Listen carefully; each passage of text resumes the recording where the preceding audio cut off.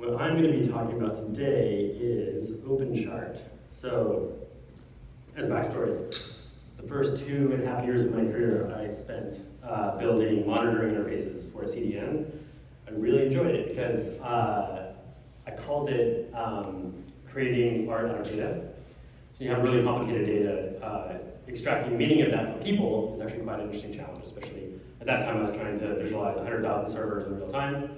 And how do you take things like the health from one data center to another data center, or even servers within a data center, and map out in a way where people can look at it and say, that server has a problem, or this data center has a problem, the pipe between them has an issue.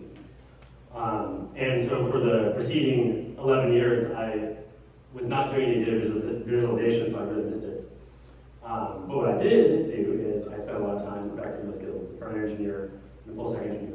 And so I wanted to jump back in and do something both in the data space and then in particular try to take data and visualize it in a way where people can understand it.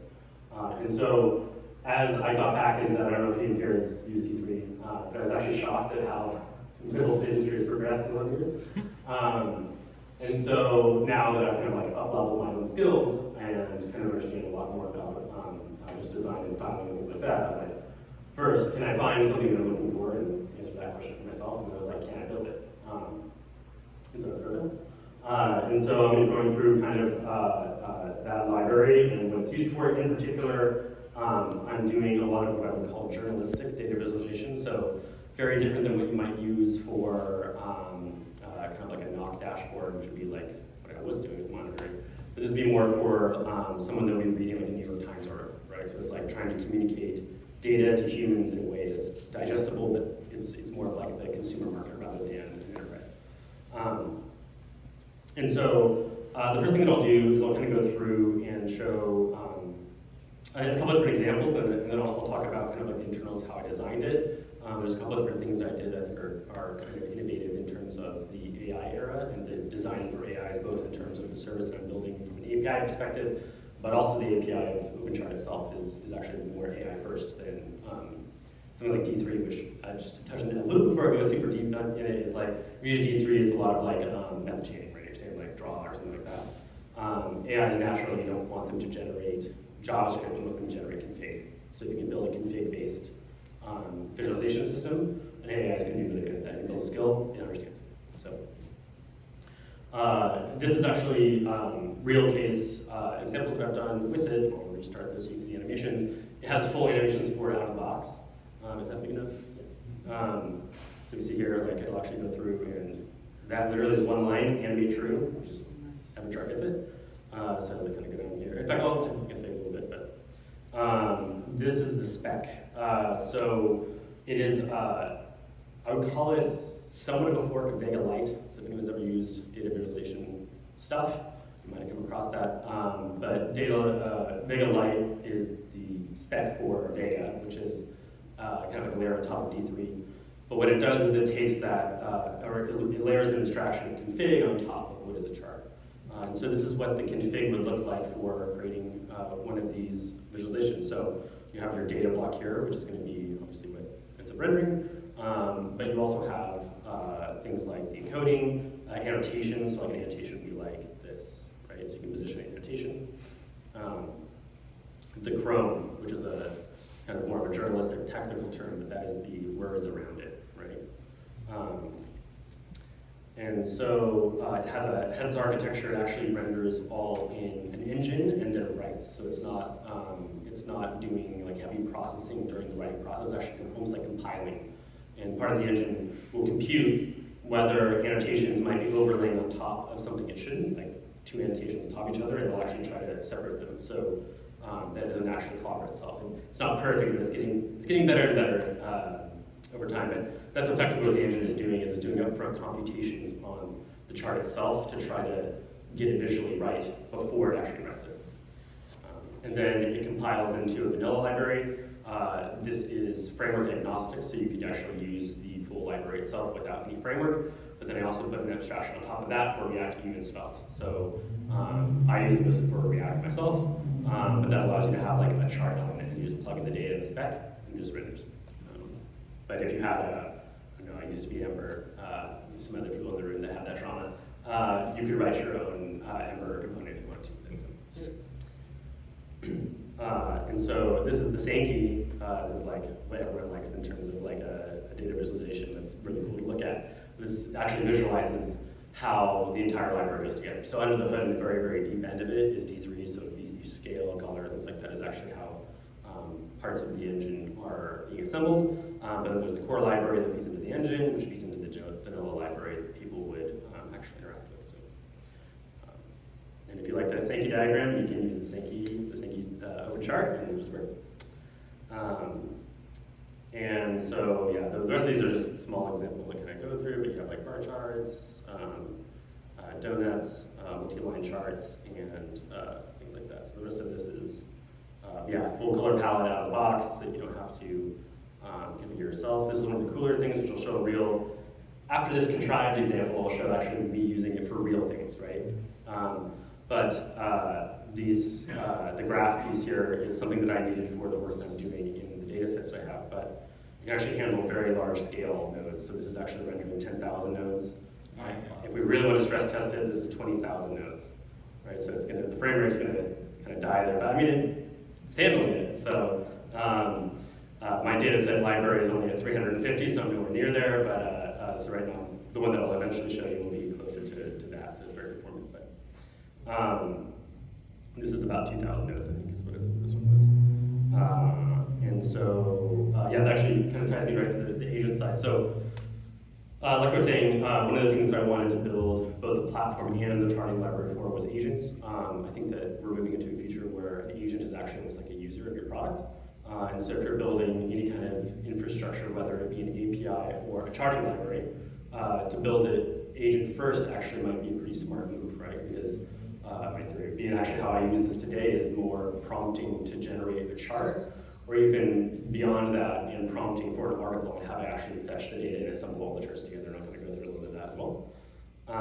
And so that is kind of the intention behind the Vega Lite spec base. Now the Vega Lite spec is somewhat limited. There's a lot of features that I want to tack on top of it that doesn't have in the Vega Lite spec, and so I've pretty significantly diverged. Like for example, there's no Vega Lite spec for a Sankey diagram or a graph. So I kind of have to like take that base and extend it on what I would believe would be a reasonable interface for those types of charts. And so the other thing I did is I created skills for this.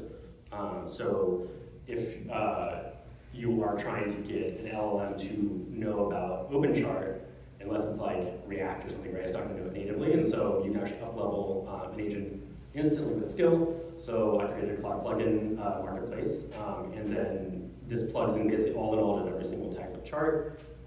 It has a main skill that can then, if you guys are familiar with kind of like building skills, but via progressive disclosure, it can go in and only load the graph skill if it needs to, or only the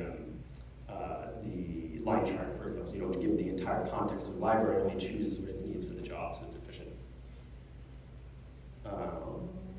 And yeah, this is as easy as to get started. If you're using React, it's as easy as that. You don't have to install like the core engine or vanilla. You can just install OpenChart React and then it will work. And so that is walking through. Yeah, before I go and show the real world examples, I'll just click through a couple of these. You can kind of see the canned examples. But all these are animated by default.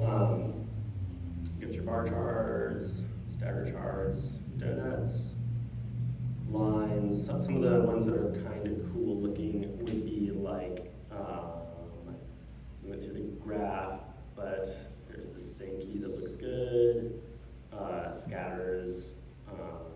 The table is pretty cool, so if anyone's looked at like New York Times articles and things like that, it takes tables and makes them more, much more than a HTML table. One of the things that's cool about these is that you can actually do things like sorting by default. This is all actually SVGs, as well as, I think I have one in here that does search. Yeah, there's ones that search, right? So like, you can do like United States, and you can look up the United States in that one. Heat map, and then by default, I have themes that you can add to it. So this is like an example where you can take the base library and extend it, changing things like fonts, colors, right? There's all the same underlying pieces here, but the themes themselves have been updated to yeah, Gen Z theme. There's a lot of like kind of like cream colors and bright monotones. So it supports light and dark mode, which I'll show you in the next piece here. But that is the main base example. If you guys want to go see it, it's Try Open Data is the org, and then OpenChart. But you'd be able to find it if you just go to Try Open Data. I'll post it in the Discord as well. And so these are some real articles that I've created with it. I don't know if anyone's seen this article in particular, but this is when I did a study on the Austin ISD funding issues. And so this article itself I actually used with the open data platform that I have using OpenChart. So I have a kind of like what I call the report library. It's in here as well if you want to try that out. It's called the Research. So it has a framework around writing articles, and you can use agents to go out and fetch data from the platform that then loads charts automatically with the rest article.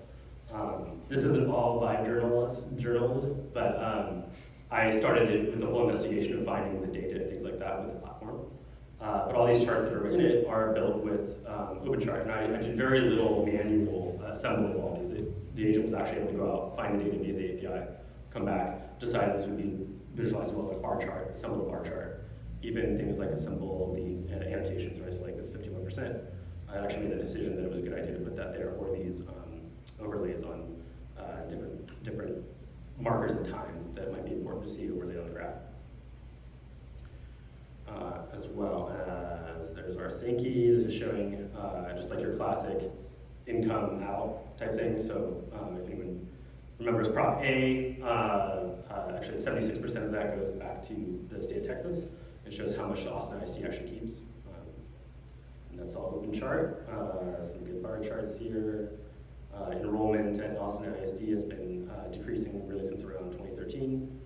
And recapture visualized how much Austin sends to recapture, and how much the state has been funding, and Austin or recapture is funding education versus the state contributing less. So I was able to use the platform to go through and find all this data and then visualize it all through the charting stuff. So another interesting article, if you guys are interested in reading a lot of stuff that I've been writing lately. I actually think that a lot of this is really interesting things to read, including most of the technical stuff for this crowd. But this goes into more about designing APIs for LLMs. I'm not going to go over that in this talk, but it was a really interesting thought exercise to actually build an API for an agent rather than a person, because like what I found was that the way you interact with an API with an agent is like totally different than building like a service-to-service API. So this goes a little bit more into that. If you want to talk to me about this, I'll be at Zilker. But this is like a really cool article talking about how I kind of like use an agent, almost like asked how I wanted to use an API, and then kind of built the API rather than measure the efficiency improvements when I did that. So that is about it. If anyone has any questions, I can go more into the charts. One other thing I guess would be important if you do go over to these is like, this is ladle, if anyone's used that, it's kind of like Storybook Lite. Every single one, if you click this, shows you the actual code. So you can like go to every single example and say, I'll make the nose dagger for some reason. And then you can go here and look at the code to actually Need a copy button. What's that? Need a copy button. Yeah, this is like the whole blob, so you kind of go, I got you. yeah, you gotta do the whole control I have to C. do something. Yeah, one extra step, but I should try to put that to make it a little easier. And yes, but that's it. Any questions? And again, with this stuff too, you can talk to me after. But yeah. I got one. I mean, I really like the visuals of these. Like, have you tried it in Claude Design? Does the design.md file try to overwrite this, or? The design MD file overwrites and this question. The plugin. Like, have you tried a Claude Design? It just came out a couple days ago, but. Oh, Claude Design? Yeah. I have not tried Claude Design with this. I am looking to build this into an MCP app within the Claude desktop experience, but I've actually not tried Claude Design at all, so I couldn't like tell you about that. Okay. Usually I feel like if people ask me about Claude, I like have an answer, but that's one I actually haven't done yet. So, Question, on your articles, you show the data sources for your stuff. Is that built into the platform to open data Yeah. right there? Will you expand it at the bottom of that? Yes. That. How does that work? Yeah, so a couple different things. Before I go into that, I'll show you just the data that I have on this. This is actually this is using OpenChart. So this is the graph for the OpenChart on the platform. I've effectively centralized all of the decentralized open source data, or that's what I'm doing. For all these articles, they're attributable to a specific source because the agent found it from the platform. So in this particular case, we're looking at the NCES teacher salary data set. So if we go over here, this is the actual data set. This is the sample rows.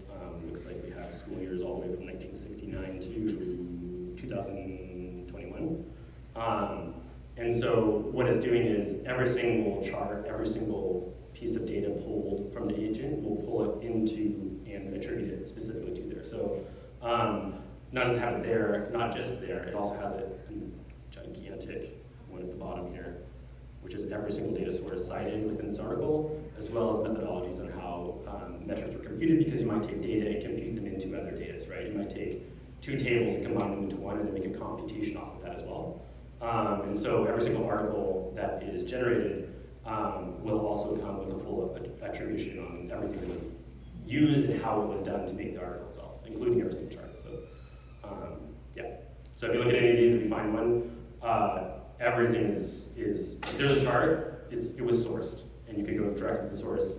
And if you want to know where this came from, you could go directly to the actual literal source. So this one came from the TX controller. This is actually one of the only bad examples, but this one I happen to have to pull and compute during ingestion into a separate file. But if we go to just one other one, because I have to fix this, this one would be from the TEA Texas Gov. So you actually just downloaded it directly, so that was the actual literal source. So you could go in and this downloaded from the TEA website. That wasn't my proxy. Literally, that's what I read. And you could go through and actually look at the literal data that came and was ingested to the platform there. So that's kind of how you can go from an article to a chart to a source to literally the source. That's very cool.